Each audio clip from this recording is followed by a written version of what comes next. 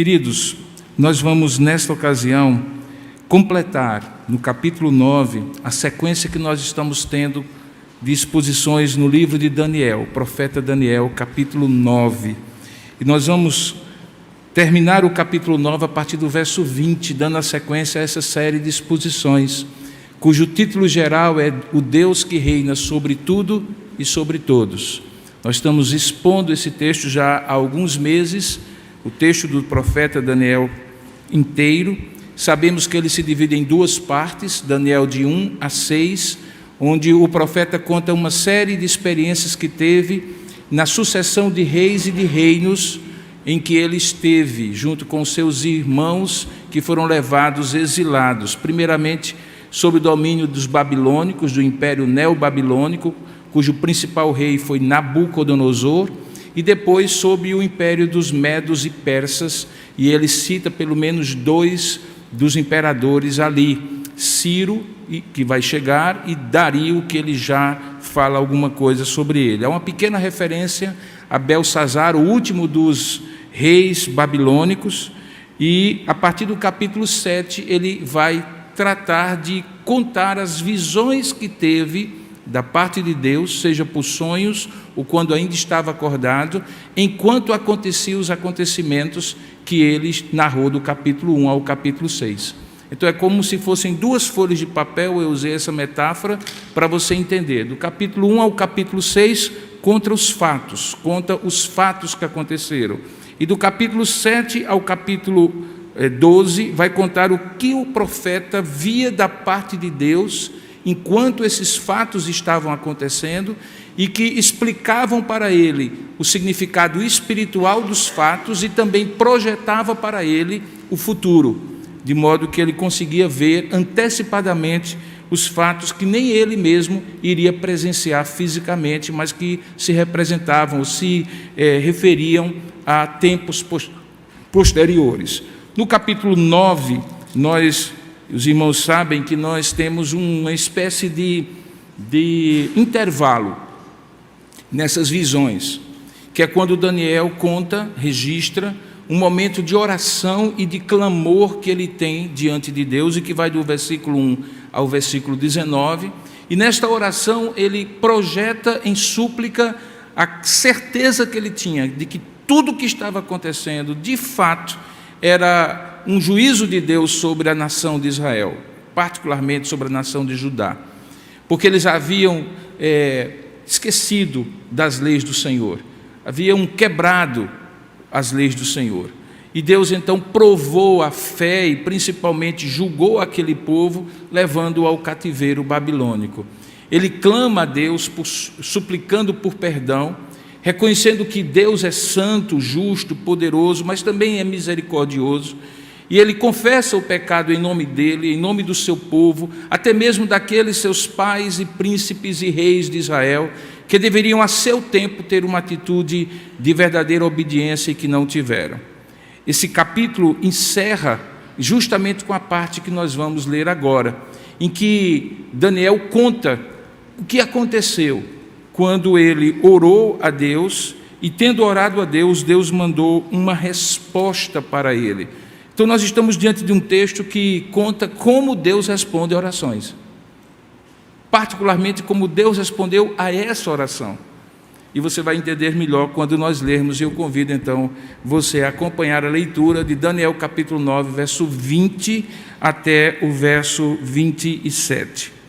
Há duas partes aqui, eu vou explicar depois, mas a primeira começa assim: falava eu ainda, dizia Daniel, e orava e confessava o meu pecado e o pecado do meu povo de Israel, e lançava a minha súplica perante a face do Senhor meu Deus, pelo monte santo do meu Deus. Falava ainda na oração, quando o homem Gabriel, que eu tinha observado na minha visão ao princípio, veio rapidamente voando e me tocou à hora do sacrifício da tarde. Ele queria instruir-me, falou comigo e disse: Daniel, agora saí para fazer-te entender o sentido.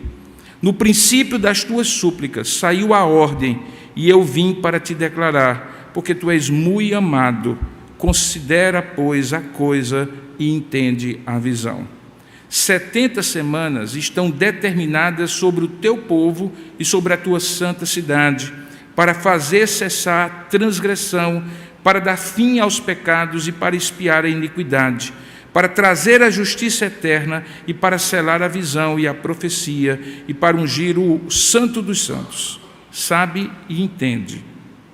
Desde a saída da ordem para restaurar e para edificar Jerusalém, até ao ungido ao príncipe, 7 semanas e 62 semanas, as praças e as circunvalações se reedificarão, mas em tempos angustiosos.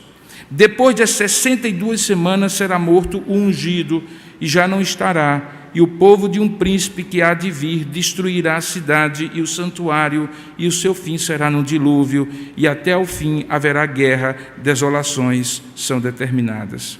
Ele fará firme aliança com muitos, por 1 semana, e na metade da semana fará cessar o sacrifício e a oferta de manjares. Sobre a asa das abominações virá o assolador, até que a destruição que está determinada se derrame sobre ele.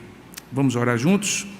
Ó Deus amado e querido Pai, a Tua palavra, Senhor, como temos reconhecido diante de Ti, tem momentos em que traz uma linguagem que nós não alcançamos racionalmente.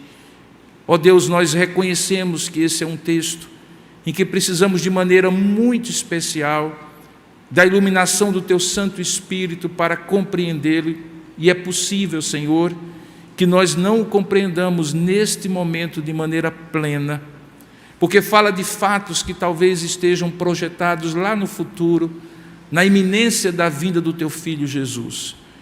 Portanto, ó Pai, para nós é um desafio enorme estar diante do Teu povo, para ministrar a Tua palavra, tentando compreender o que significou para Daniel estas palavras e o que vai realmente significar quando elas acontecerem plenamente no futuro. Rogamos, portanto, a Tua misericórdia. Pedimos que o Senhor abra o nosso entendimento, nos ajude a discernir o que Tu tens para nós nessa noite e a focar no principal, que é a Tua mensagem para o Teu povo nesta ocasião. Pedimos que o Senhor nos ajude, que o Senhor esclareça o nosso coração e que o Senhor fale conosco. É assim que nós te oramos, em nome de Jesus. Amém. Queridos, a figura de um ajudante de ordens é uma figura bastante antiga. Por volta do século XVI, as primeiras referências históricas a um oficial de um determinado exército ou de uma determinada tropa, jovem ainda, que começa a servir a um oficial mais sênior, mais maduro.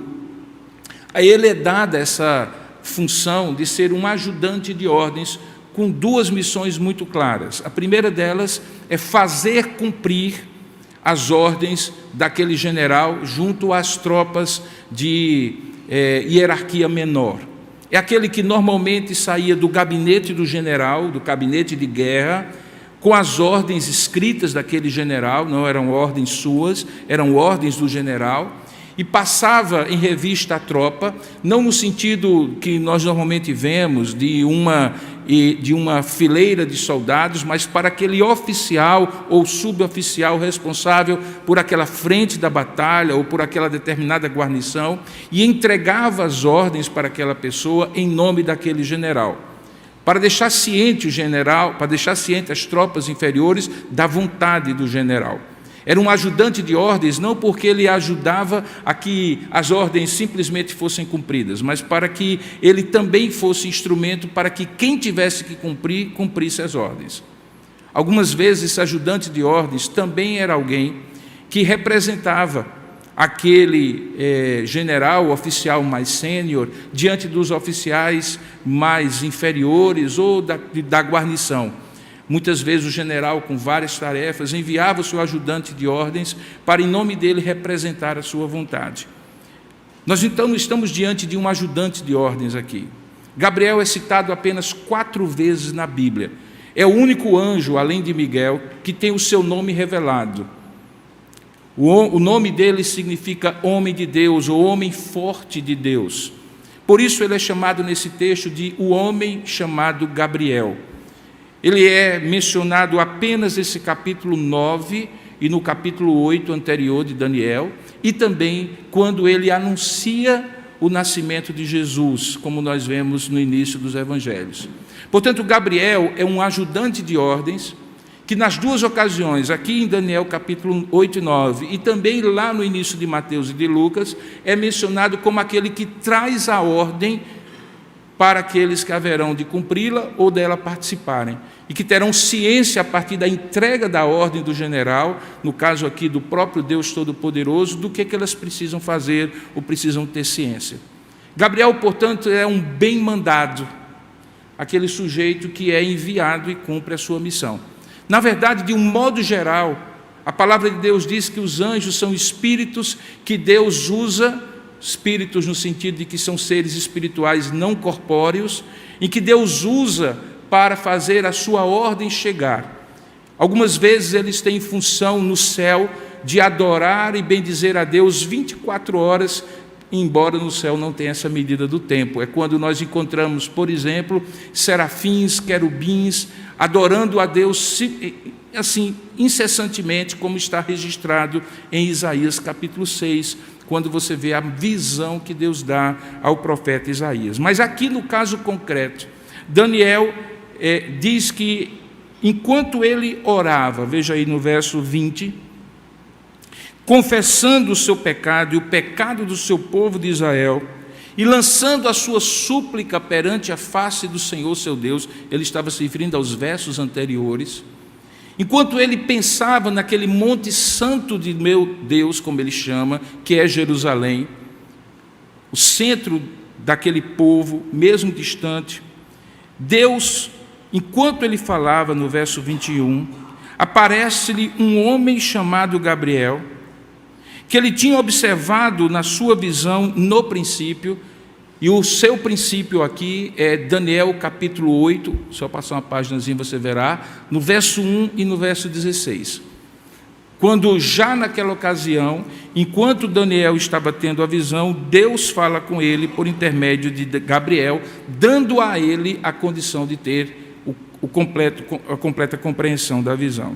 Ele diz que naquela ocasião, quando Gabriel aparece para ele, assim como ele tinha sido observado no princípio, ele veio rapidamente voando e lhe tocou na hora do sacrifício da tarde, também conhecido como a hora nona, 3 horas da tarde. Os judeus ofereciam nesta hora, antes do sol se pôr, o último sacrifício ou sacrifício do dia. Era também nessa hora que ele fazia, ou eles faziam, um dos 3 períodos de oração, pela manhã, ao meio-dia e às 3 horas da tarde, antes do sol se pôr. Naquele momento tão significativo para a vida devocional de Daniel, em que ele orava e lembrava dos sacrifícios que ele já não podia fazer, porque estava em terra estranha, porque o sacrifício só poderia ser feito em Jerusalém, mas ele estava na Babilônia. Deus então aparece a ele por intermédio do seu ajudante de ordens, Gabriel. E diz o texto no verso 22 que o propósito de Gabriel aparecer para ele era para instruí-lo. Essa palavra se repete algumas vezes nesse texto, e ela traduz um verbo hebraico que é semelhante àquele que é usado quando pais são comissionados por Deus para instruir os seus filhos, ou quando mestres da palavra, da Torá, que depois vão ser chamados de escribas, doutores da lei, também têm a função de instruir as pessoas na palavra. Não é simplesmente dar uma ordem ou entregar uma ordem. Daniel diz que Gabriel vem para que, por intermédio daquilo que ele vai falar, ele seja instruído para compreender, para além das palavras, o significado delas. Portanto, não era apenas uma declaração de uma ordem, como um ajudante de ordens dá quando fala em nome do general, mas era uma instrução, algo como o general disse isso, e isso significa aquilo e aquilo e aquilo outro. Era uma instrução. Nós temos então um ajudante de ordens, que é um ajudante de ordens enviado por Deus para instruir o profeta. Instruir ao profeta acerca de coisas, como ele mesmo diz, para que ele possa entender. Veja o verso 22 novamente. Ele queria instruir-me, falou comigo e disse: Daniel, agora vem para cá, porque eu vou te fazer entender o sentido. E ele tem, inclusive, ele vai então, inclusive, dar detalhes no verso 23 do que acontece nos bastidores da história, quando ele diz que no princípio das súplicas de Daniel, quando ele começa a pedir, já tinha saído a ordem de Deus, e ele veio para declarar, e a razão era porque, para Deus, Daniel era alguém muito amado da parte de Deus. Portanto, ele deveria considerar, levar a sério e entender a visão, porque ele agora haveria de dar a intenção do que era ou do que seria falado. Então, a primeira parte desse texto, que vai do verso 20 ao verso 23, é uma espécie de explicação de como é que Deus age quando a gente ora. Talvez não seja exatamente Daniel, a mesma figura e o mesmo ajudante de ordens que Deus usa todas as vezes que um cristão, que um servo de Deus, que uma serva de Deus ora. Mas certamente, tendo Deus miríades de miríades de miríades de miríades de anjos, Deus envia mensagens e ordens por meio desses espíritos ministradores em prol da nossa salvação todas as vezes que nós oramos a Ele. Temos aqui, então, pelo menos 3 grandes lições. A primeira é que Deus não se atrasa nem no ouvir, nem no responder. Isso fica muito claro aqui. Pelo uso da expressão enquanto tu falavas, no princípio das tuas súplicas. É como se ele dissesse que fora do tempo há uma conexão exata, precisa, síncrona, entre a minha oração e a capacidade de Deus ouvir e responder. Não há um retardo, não há um delay, não há nada que faça com que a minha oração demore para chegar a Deus e Deus demore para responder. No tempo eterno, que não se mede por segundos, minutos, horas, ou dias, ou semanas, ou até mesmo séculos, Deus imediatamente, quando a gente ora, imediatamente Ele ouve e imediatamente Ele responde. É o que o texto diz. Enquanto você orava, a ordem já saiu. Enquanto você orava, o Senhor ouviu e enviou a ordem. Isso dá para mim e para você uma certeza absoluta. É que Deus tem uma atenção especial às orações dos seus filhos e servos. Não é algo que Deus coloca num departamento e delega a alguém por ser de só menos importância. Não. Se tem algo que representa a comunhão que nós temos com Deus e o cuidado de Deus para conosco, é o fato de que Deus ouve e responde às nossas orações. Talvez esse seja o maior recurso espiritual que nós temos na terra, é o fato de que, não estando sozinhos e tendo alguém que possa de maneira síncrona, simultânea, ouvir a nossa oração, todas as nossas súplicas, suspiros de oração que nós fizermos, serão imediatamente ouvidos por Deus e respondidos por Deus segundo a sua santa, poderosa, agradável e continuamente soberana vontade de Deus. Significa que você pode orar, que você deve orar, que você não deve pensar que oração é jogar palavras ao vento, é falar bonito para que pessoas escutem, mas é deixar o suspiro da sua alma, que ele chama aqui de súplica, diante de Deus. Porque, como Gabriel falou, Deus escuta de maneira síncrona e responde de maneira síncrona, simultânea às nossas orações. A segunda delas é que Deus delibera, segundo a sua boa, perfeita e agradável vontade, de acordo com esta vontade, para a glória dele e para o bem nosso. Veja qual é a expressão que Daniel diz que o anjo fala para ele: no princípio das tuas súplicas saiu a ordem. Não é uma sugestão que Deus faz, não é um conselho, não é uma possibilidade, é uma ordem. E como nós bem sabemos, ordem emite quem pode e se submete a ela quem tem juízo. Como o ditado popular que manda quem pode e obedece quem tem juízo, há uma ordem, especialmente do Deus Altíssimo, Senhor dos céus e da terra, o Senhor dos exércitos, é uma ordem absolutamente soberana. As circunstâncias que estavam acontecendo ali poderiam estar horizontalmente confusas. Quem está mandando? Antes era Nabucodonosor, agora é Dario. Antes era um reino, outra vez era outro, que subjugou o anterior. Quem estava no poder, quem estava no trono, quem era poderoso para emitir ordens e todos obedecerem. Aqui Daniel deixa claro, pelas palavras de Gabriel, que só havia um Deus que reina sobre tudo e sobre todos, e que só havia um que dava ordem e tudo obedecia a ele, independentemente da patente. Até mesmo os reis da terra se submetem à ordem que Deus dá quando o seu povo ora.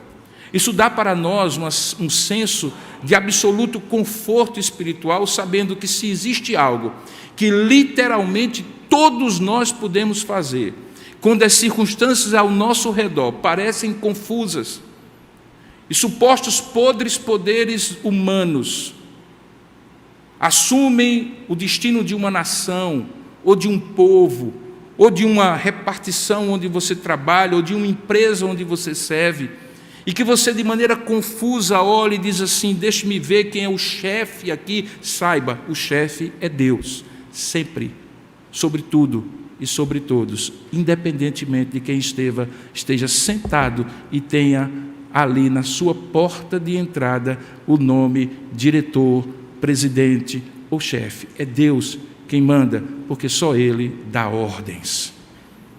Ordens que todo o universo se submete. Obviamente que para alguém que não conhece Deus ou não tem intimidade com Deus, isso parece muito estranho. Porque humanamente falando, nós tememos as pessoas que podem nos fazer bem ou mal.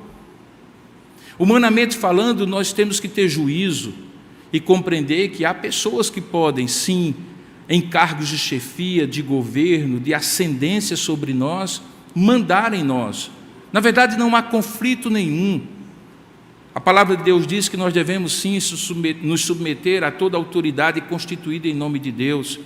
Mas devemos ter a compreensão espiritual que acima dessa autoridade há uma autoridade cujo Deus é Senhor dos céus e da terra, o único que reina sobre tudo e sobre todos. E o que nós normalmente fazemos e que não devemos fazer numa empresa, num trabalho qualquer, que é sobrepassar uma autoridade que está acima de nós para nos queixar quando ela é injusta e ímpia contra nós, ao seu superior, nós podemos fazer isso em oração. Porque em oração, o Deus que manda no meu chefe pode tocar-lhe o coração.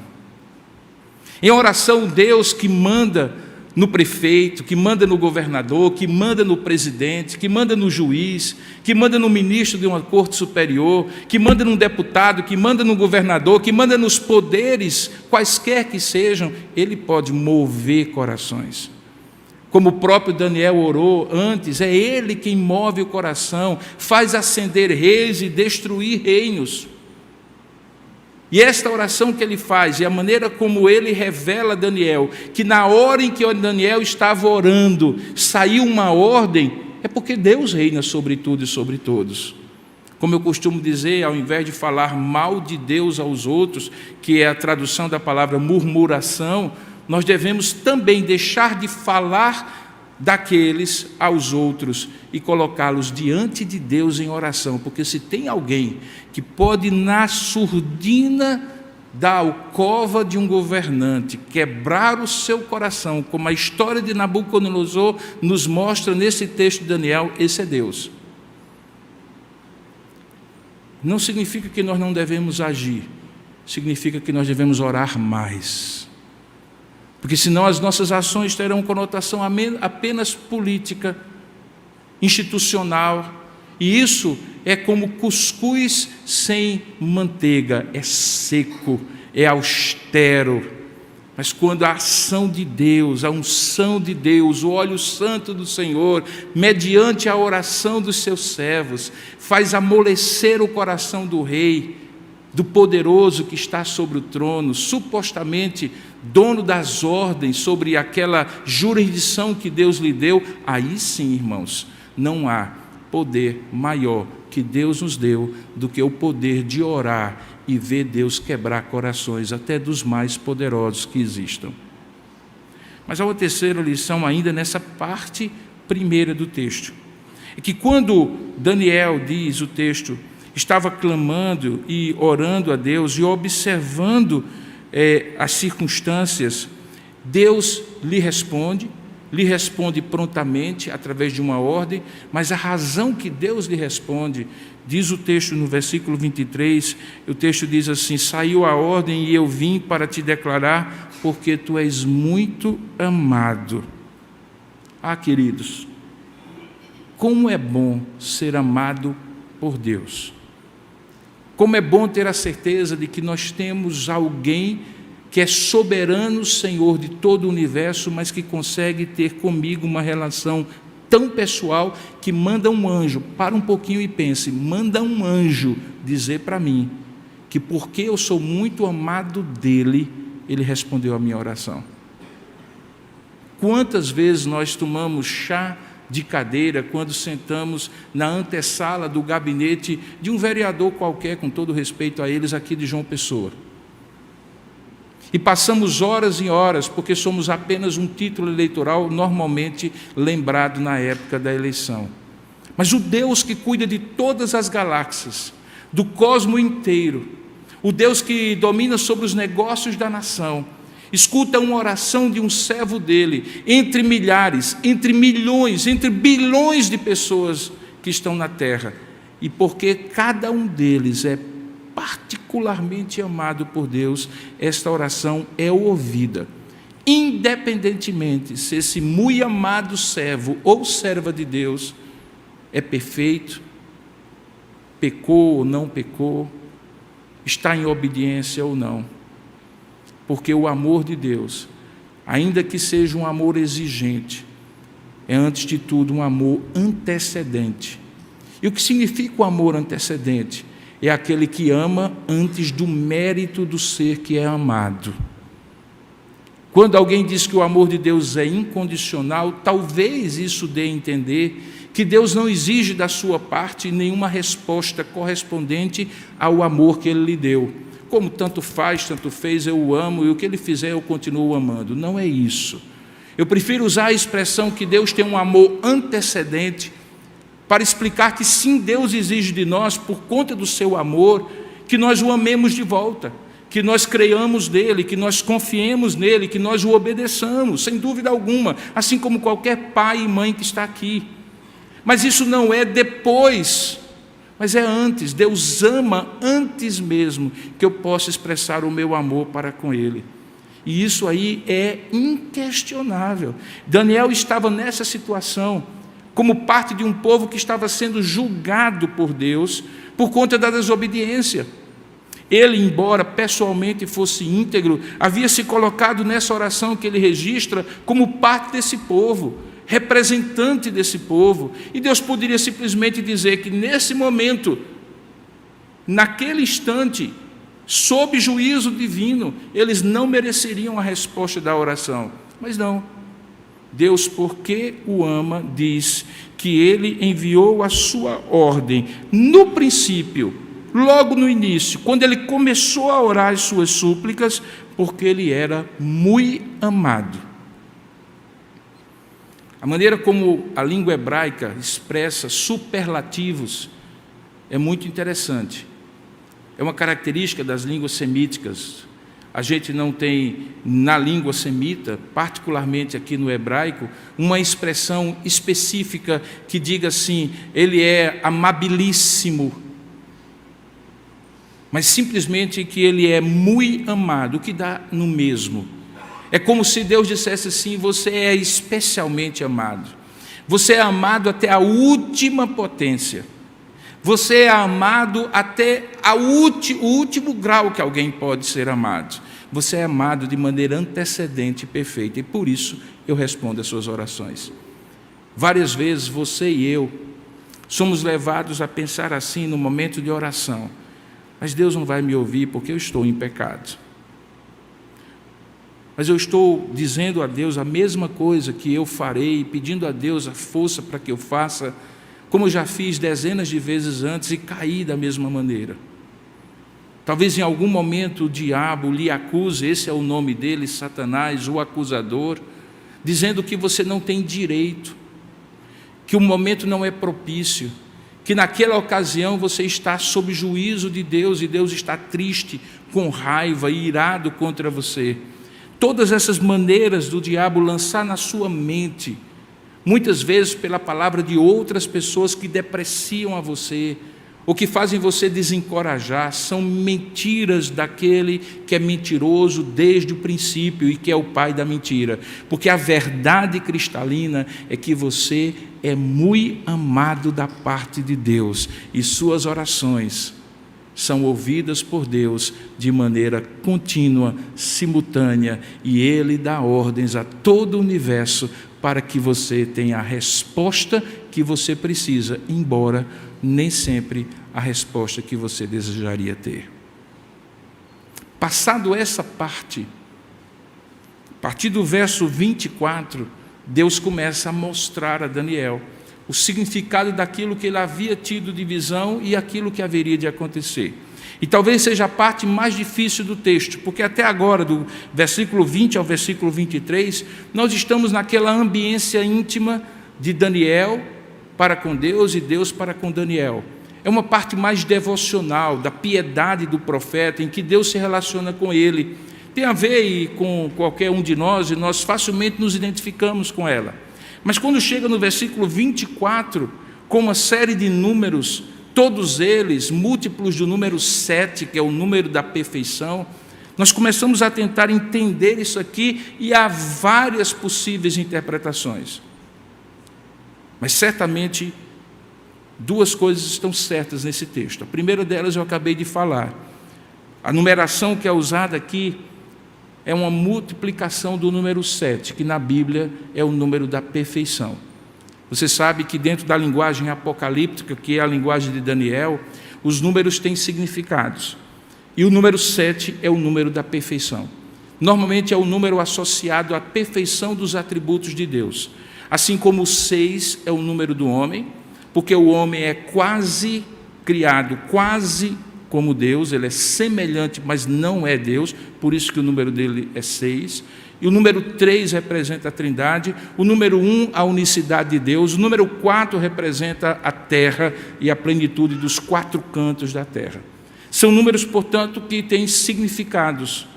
E esse significado aqui do número 7 demonstra que ele está se multiplicando, e nesta multiplicação de números existem significados.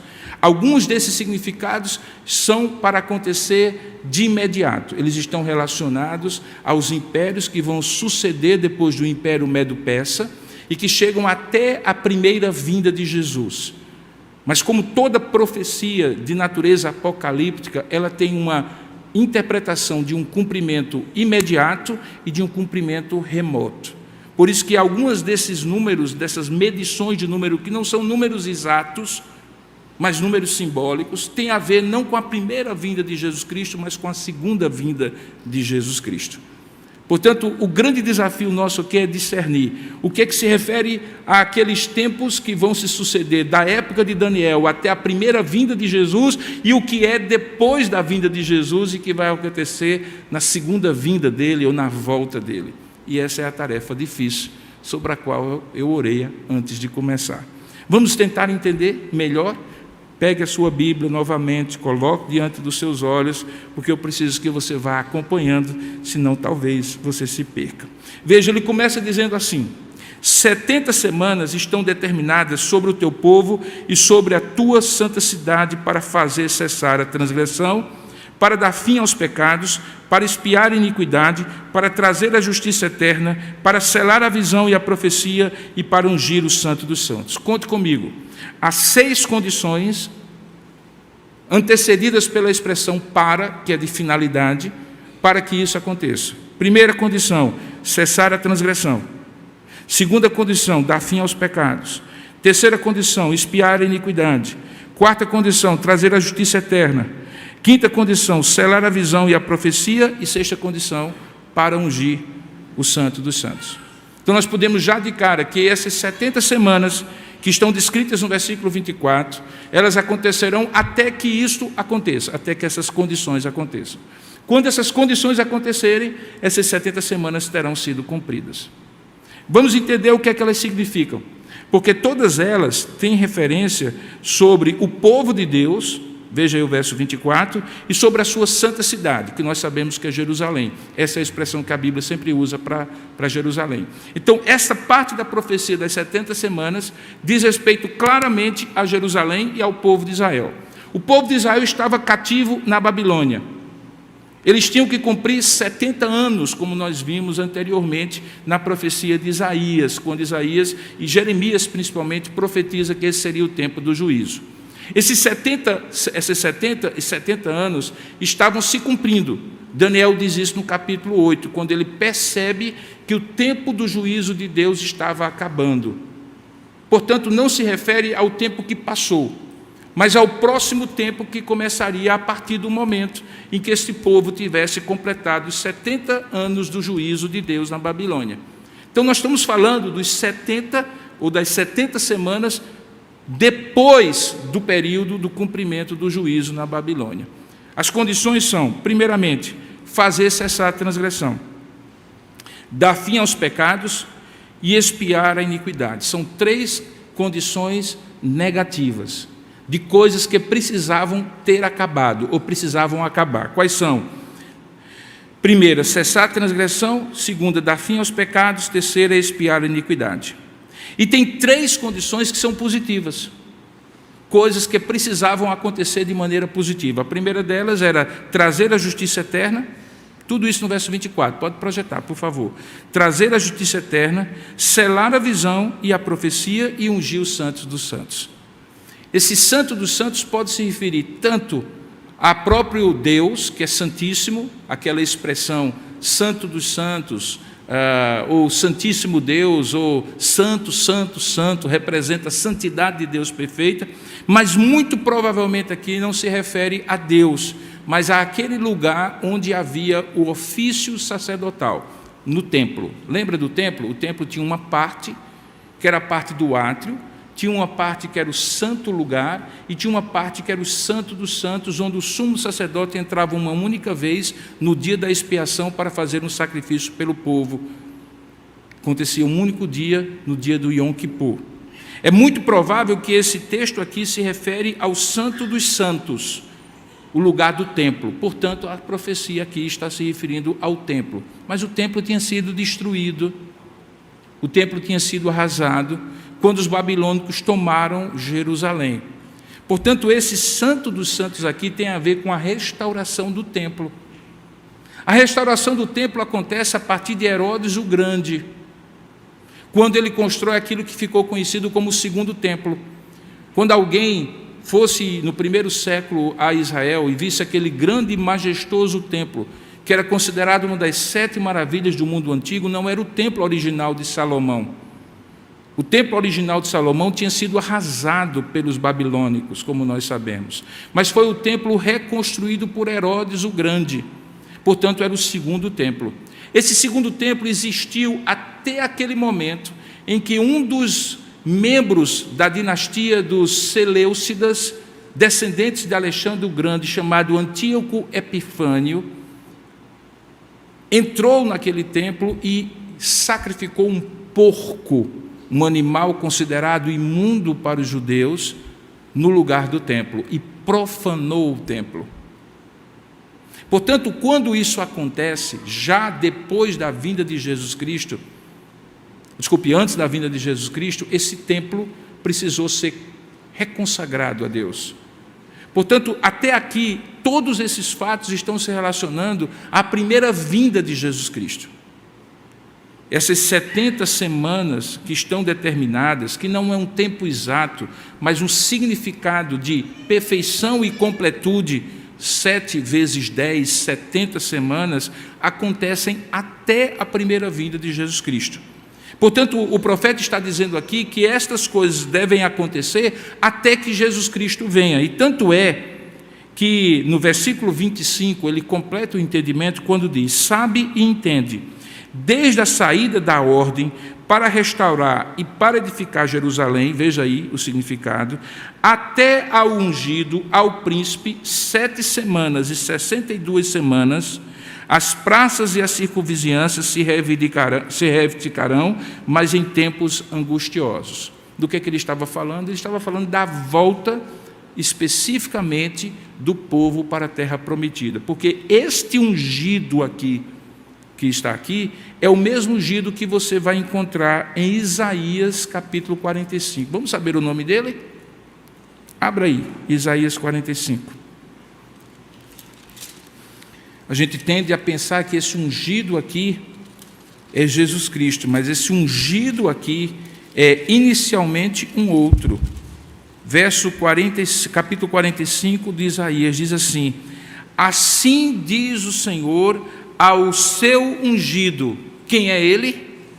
Ciro, a quem ele toma pela mão direita para abater as nações ante a sua face e para descingir os lombos dos reis e para abrir diante dele as portas que não se fecharão.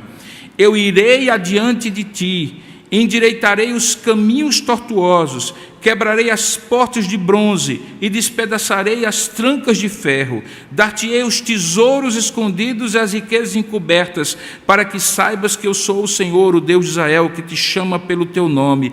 Por amor do meu servo Jacó e de Israel, meu escolhido, eu te chamei pelo teu nome e te pus o sobrenome, ainda que tu não me conheces. Este ungido, usado por Deus, escolhido por Deus, capacitado por Deus, é Ciro, o homem que Deus usa para o povo voltar. E como é que nós sabemos disso? É simples, é só ir para o início do texto de Neemias. Quando eu digo que vocês devem ler a Bíblia inteira pelo menos uma vez por ano, é para fazer essas correlações. Abra a palavra de Deus no livro de Neemias e veja o que é que diz lá no texto. Como foi que Neemias, junto com o sacerdote Esdras, que foram usados para reconstruir Jerusalém, começou a compreensão de qual seria a sua tarefa e diante de quem. Palavra de Neemias, filho de Acalias, no mês de Quisleu, no ano 20º, estando eu na cidade de Suzã, veio Anani, um dos meus irmãos, com alguns de Judá. Então lhes perguntei pelos judeus que escaparam e que não foram levados para o exílio e acerca de Jerusalém. Isso é Neemias contando como foi a sua história. E diz o texto o seguinte, veja aí, particularmente. Diz que, tendo eu ouvido essas palavras, assentei-me e chorei, e lamentei por alguns dias, e estive jejuando e orando perante o Deus dos céus. O Deus dos céus, eu disse a ele: ah, Senhor, Deus dos céus, Deus grande e temível, que guardas a tua aliança e a misericórdia para com aqueles que te amam e guardam os teus mandamentos. Estejam, pois, atentos os teus ouvidos e os teus olhos abertos para acudires à oração do teu servo, que hoje faço a tua presença. Aí ele conta a oração que ele fez. Em determinado momento, diz o texto, que no mês de Nisan, no ano 20º do rei Atarxerxes, uma vez posto o vinho diante dele, Neemias, que era o copeiro do rei, o tomei para oferecer e lhe dei. Ora, eu nunca antes estivera triste diante dele, e o rei me disse: por que está triste o teu rosto, se não estás doente? Tem de ser tristeza do coração. Era uma situação difícil para ele como copeiro, porque poderia representar um perigo de vida, já que o copeiro poderia ser subornado para ser aquele que colocasse veneno no copo do rei. Estar triste, portanto, significaria talvez estar nervoso, preocupado, sendo talvez usado naquela eventual insubordinação. E então Neemias responde: Ele diz: então temi sobremaneira e lhe respondi: viva o rei para sempre. Fique tranquilo, rei, eu continuo sendo leal ao Senhor. Como não estaria triste o meu rosto, se a cidade onde estão os sepulcros de meus pais está assolada e tem as portas consumidas pelo fogo? Então disse o meu rei: que me pedes agora? Então orei ao Deus dos céus e disse ao rei: se é do agrado do rei, e se o teu servo acha mercê em tua presença, peço-te que me envies a Judá, a cidade dos sepulcros de meu pai, para que eu a reedifique. Então o rei, estando a rainha assentada junto dele, me disse: quanto durará a tua ausência? Quando voltarás? E aprove ao rei enviar-me, e marquei certo prazo. A partir desse momento em que o rei era o rei Artaxerxes, e depois com o rei Ciro, uma série de decretos reais foram dados, permitindo que Daniel e Esdras levassem levas de judeus para reconstruir os muros de Jerusalém e a própria Jerusalém. O ungido, portanto, de Daniel, capítulo 9, é a representação de reis como Artaxerxes, como Ciro, que são usados por Deus, ainda que não conheçam a Deus, para cumprir a vontade de Deus, demonstrando claramente que Deus é o Deus que reina sobre tudo e sobre todos. Aquilo que estava sendo dito para Daniel e que representava o cumprimento de parte da profecia até aquele momento dos reinos que sucederiam, era por meio de reis que, mesmo não conhecendo a Deus, eram tidos por Deus como escolhidos e ungidos por Deus para cumprir a sua vontade. Aqui nós temos um princípio que justifica o título da nossa exposição, que Deus reina sobre tudo e sobre todos. É que Deus usa homens ímpios, até mesmo aqueles que não o conhecem, para cumprir a sua vontade e o seu decreto. Ungidos não são apenas aqueles que conhecem a Deus, e certamente o ungido no sentido perfeito é o próprio Cristo, o Senhor Jesus. Mas ungido é aquele que Deus escolhe, e escolhe quem Ele quer, como Ele quer, para cumprir a tarefa que Ele quer.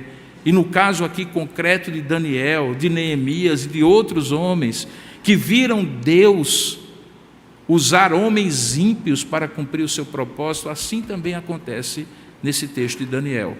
Nós temos outros tantos exemplos em que Deus usa homens e mulheres que nem o conhecem, e que por meio de decretos que eles estabelecem, por decisões que eles tomam, por ações que eles fazem, acabam cumprindo a vontade de Deus, até mesmo de maneira um tanto quanto paradoxal, como por exemplo Herodes o Grande, que decreta quando Jesus nasce, que as crianças de 2 anos para baixo deveriam ser mortas, e por conta daquele decreto, Jesus precisa fugir com a sua mãe Maria e com José para o Egito, e assim cumprir uma profecia que dizia que do Egito eu trouxe o meu filho. Perceba então que nada, absolutamente nada, nem mesmo as ações de reis ímpios fogem ao controle de Deus. Eles vão tomar decisões, algumas vezes decisões ímpias, mas essa impiedade dos reis ímpios cumprirá de alguma maneira, ainda que enviesadamente, a vontade e o propósito de Deus. É isso que o anjo está dizendo para Daniel, que ele será usado, que anjos serão usados, mas também ungidos de Deus serão usados, como estes, para cumprir essas condições, para que então, ao final deste período, que ele chama de 70 semanas e 62 semanas, as praças, veja aí no verso 25, e as circunvalações se reedificarão, ainda que em tempos angustiosos. E que tempos angustiosos são esses?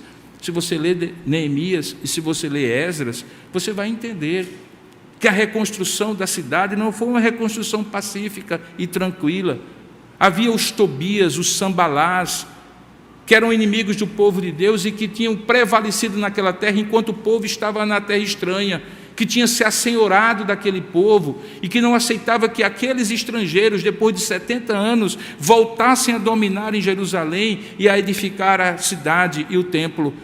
E trabalharam contra e se opuseram em tempos angustiosos, mas apesar dos tempos angustiosos, Deus cumpriu o seu propósito por meio dos decretos reais. Por isso, irmãos, ainda que devamos, pronunciar o nosso posicionamento, demonstrando quando as leis são ímpias, quando as decisões dos reis ímpios são tomadas, nós temos que tranquilizar o nosso coração. É nosso trabalho denunciar? Sim. É nosso trabalho mostrar, por meio da nossa cidadania, qual é a reta justiça de Deus? Sim. É nosso trabalho demonstrar a impiedade das decisões dos governantes? Sim. Confrontando-as com a palavra de Deus? Sim.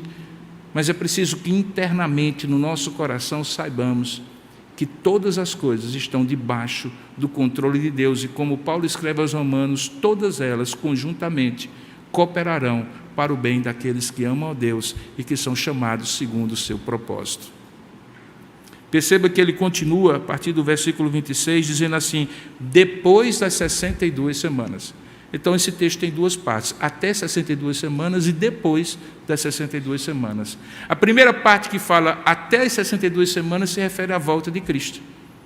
Depois a primeira vinda de Cristo, nós dizendo, e depois das 62 semanas, há o período da vinda de Cristo até a sua volta. E aqui é que a coisa fica talvez um pouco mais confusa. Por quê? Porque há coisas que nós já sabemos e que aconteceram, é só ver na história, mas há coisas que ainda acontecerão e que talvez nós não veremos. Veja aí a partir do verso 26. Ele diz: depois das 62 semanas, será morto o ungido. E aqui já não é mais um ungido, o rei que foi usado na época, mas um ungido, Jesus Cristo.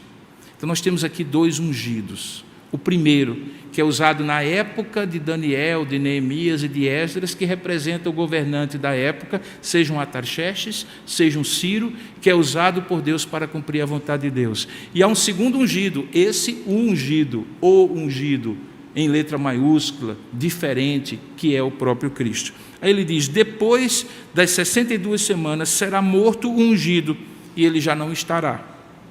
E o povo de um príncipe que há de vir destruirá a cidade e o santuário, e o seu fim será no dilúvio, e até o fim haverá guerras e desolações são determinadas. No ano 70 depois de Cristo, as tropas do general Tito, enviadas pelo César Domiciano, que era o César da ocasião, entram em Jerusalém, profanam novamente o templo, assim como Antíoco Epifânio havia feito. Destroem o templo para arrasar a alma dos judeus, especialmente daqueles que esperavam que com a vinda do Messias o reino fosse estabelecido. A partir dali, o povo judeu é disperso na terra, pelos vários lugares e em vários momentos a grande diáspora do povo judeu acontece, e somente em 1948 esse povo volta para a sua terra, por um decreto das Nações Unidas, que naquela ocasião era presidida por um brasileiro, Oswaldo Aranha. Quem conhece a história sabe. Portanto, todo esse período em que eles estavam fora, aquela terra estava isolada, desolada, como diz o texto aqui, e até ao fim haverá guerras, e o seu fim, as desolações são determinadas. Hoje nós estamos num período em que parte dessas profecias já aconteceram, mas partes ainda acontecerão. Recentemente, há 2 semanas, mais uma vez, houve uma grande conflagração ali na terra prometida, particularmente na faixa de Gaza, naquelas terras da autoridade palestina, como não tinha acontecido há 10 anos. Naquele período em que vem da primeira vinda de Jesus Cristo, ou neste período da primeira vinda de Jesus Cristo até a sua volta, nada mudará nesse sentido. Haverá paz e prosperidade até um determinado momento, mas haverá guerras que se intensificarão numa proporção tal até a volta do Senhor Jesus. E se você quer ver essa descrição, aí você tem que ir para o Novo Testamento, para o último dos 5 sermões de Jesus no livro de Mateus, no capítulo 24, e você vai ver coisas interessantes que batem muito com aquilo que está acontecendo e que tinha sido determinado.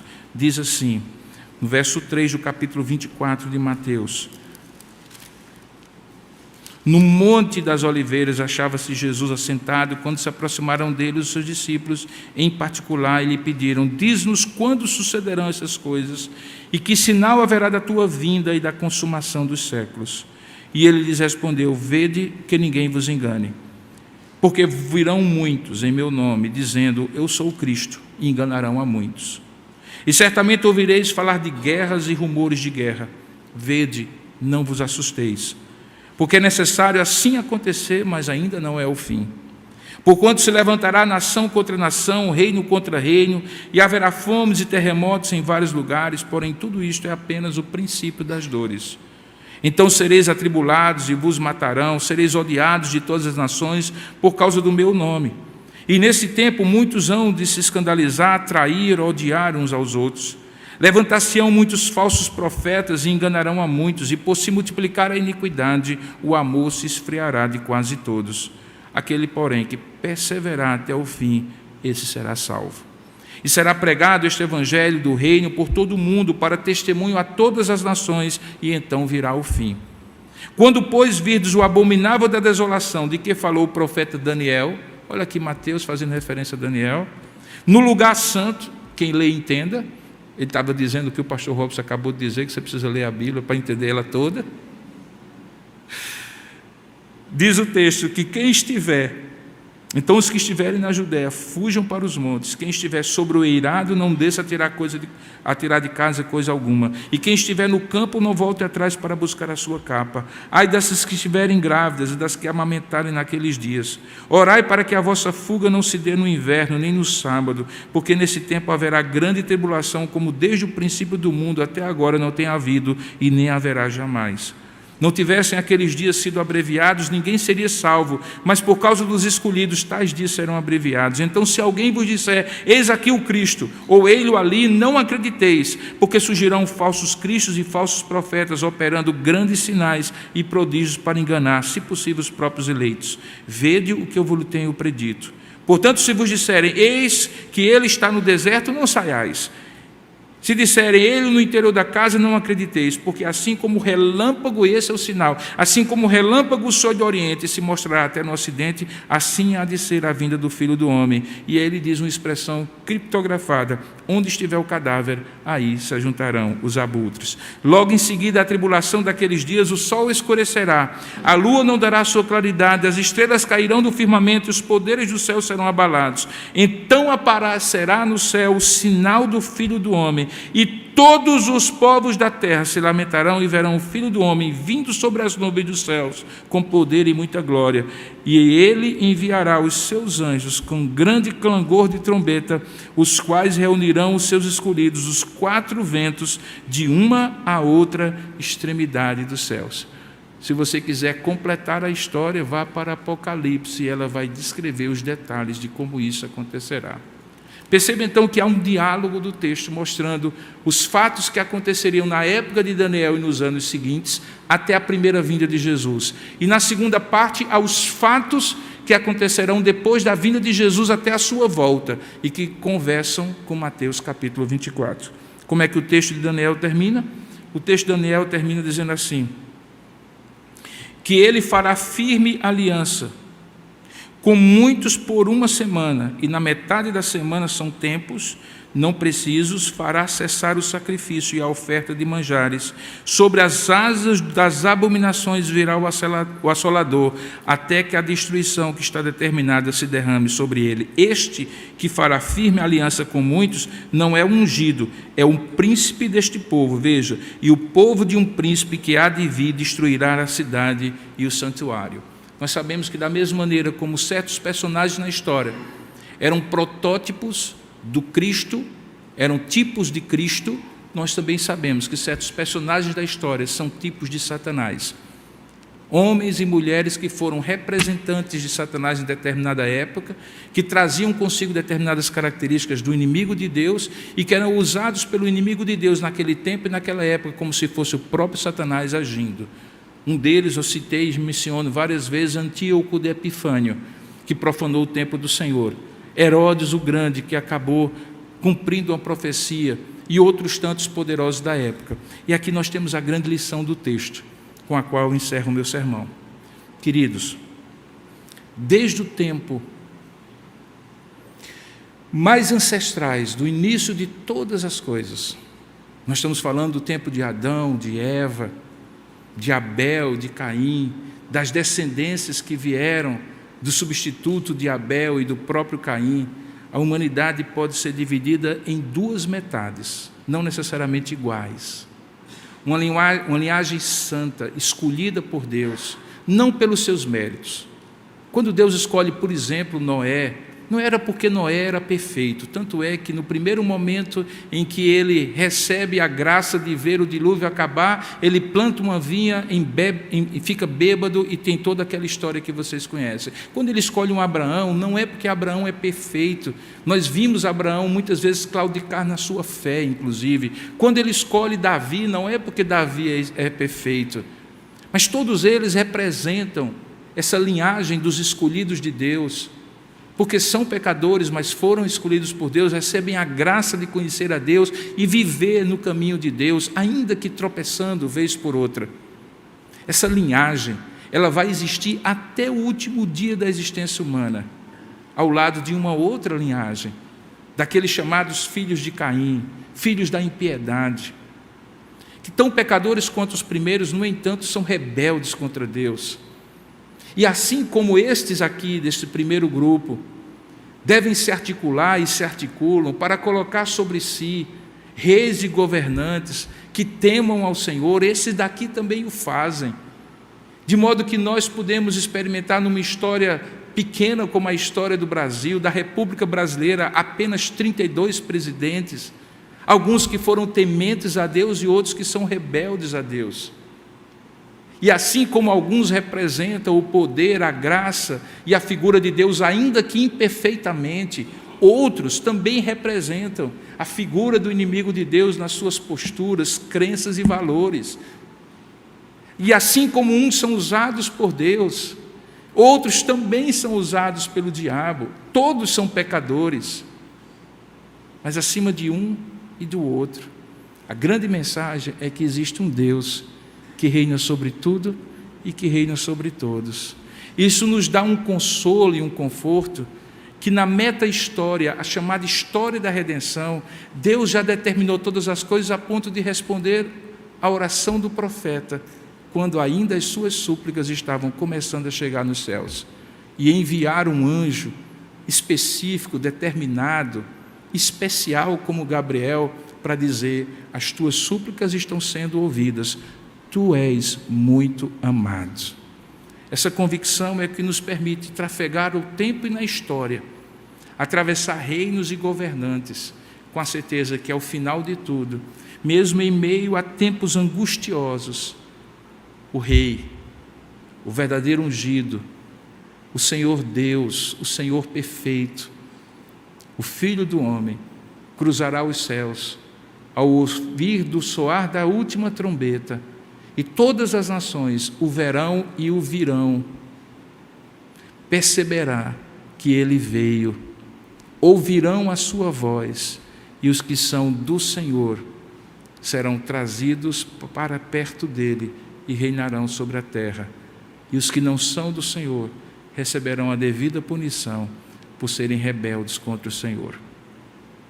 A grande história que Daniel conta e que se desdobra em outras páginas das Escrituras Sagradas é a grande história de um Deus que reina sobre tudo e sobre todos, mas que salva aqueles que nele confiam, como Daniel confiou. A minha expectativa é que ao final dessa mensagem ela tenha servido de conforto ao seu coração, para que você tranquilize a sua alma, faça tudo o que você tiver de fazer, como cidadão desse Estado, nos seus direitos que você tem, mas confie. Deus reina sobre tudo e sobre todos, e usa até mesmo decretos ímpios para cumprir a sua vontade. Ao final de tudo, ele julgará os ímpios e salvará por sua misericórdia e graça os seus eleitos, como ele mesmo prometeu. Que Deus lhe abençoe, lhe guarde, que Deus lhe sustente e que você seja, na presença de Deus, abençoado com essa exposição da palavra. Amém? Vamos orar. Ó Deus amado, muito obrigado, Senhor, porque temos a certeza de que o Senhor, apesar da nossa limitação e fraqueza, usou, ó Deus, da Tua palavra para ministrar o nosso coração.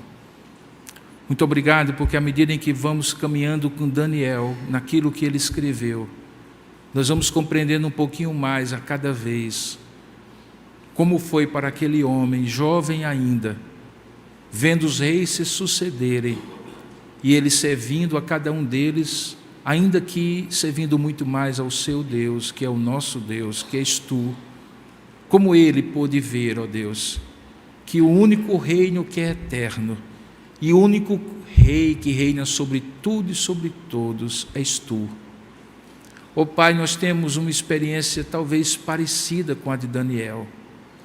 Quando vemos, seja na nossa ambiência pessoal ou profissional, ou mesmo na nossa cidadania nesse país, ou vendo o globo como um todo, reinos e reis se sucederem, poderosos se enfraquecerem e serem substituídos por outros, e muitos deles, ó Pai, sem nenhum temor ao Teu nome, achando-se de fato como soberanos sobre aquilo que o Senhor lhes deu, como missão, e que eles deveriam de maneira submissa e não rebelde, ouvirem a Tua voz e a Tua palavra para governarem com justiça e paz. Ó Deus, à semelhança de Daniel, nós olhamos essas variações, mas o nosso coração está firme por saber que só Tu reinas sobre tudo e sobre todos. Ajuda-nos a perseverar, sabendo que tempos angustiosos ainda estão pela frente, e não apenas no nosso país, mas sobre todo o mundo. Ajuda-nos, ó Pai, como atravessando mares revoltos, temos a certeza que Tu estás, ó Deus, como o grande comandante do nosso navio, da nossa fé, que o Senhor não terá começado uma boa obra em nós sem completá-la, que o Senhor nos tomará pela Tua mão e quando clamarmos, a nossa oração será ouvida, no momento em que nós clamarmos, porque somos muito amados Teus, em Jesus, ainda que pecadores, e a nossa oração sendo ouvida, a Tua ordem será determinada e nós estaremos no centro da Tua vontade, independentemente das circunstâncias em que nós passarmos, seja o rei quem for, seja o governo quem for, sejam as leis justas ou ímpias, nós sabemos que o Senhor nos tomará pela Tua mão e nos levará a porto seguro. Nós oramos assim e desde já agradecemos, em nome e para a glória de Jesus. Amém, Senhor.